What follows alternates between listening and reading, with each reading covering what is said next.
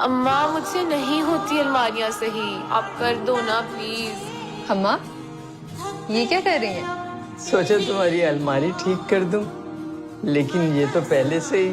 बड़ी हो गई हो ना अम्मा। अच्छा आप अभी आई हैं, थोड़ा रेस्ट कर लें। कहाँ जा रही हो? कपड़े मशीन में डालने, बस अभी आई। अम्मा डांटना मत, मेरी लाल जुराब सफेद कपड़ों में रह गई। अच्छा बेटा, सफेद कपड़े अलहदा कर लेना। जाहिर है अम्मा। नानू, इनमें हम मनी प्लांट्स लगाते हैं। अम्मा क्या करेंगी इतनी बोतलें संभाल के? इधर लाओ बेटा, मैं करती थी। अम्मा मैं कर रही हूँ ना, आप छोड़ दे। अम्मी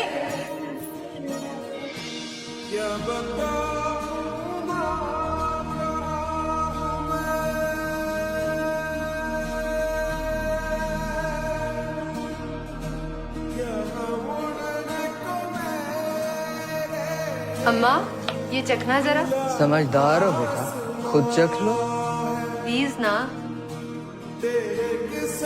अरे ये क्या, नमक नाम की कोई चीज ही नहीं है इसमें। हटो मैं बनाती हूँ। कितनी दफा मैंने कहा है।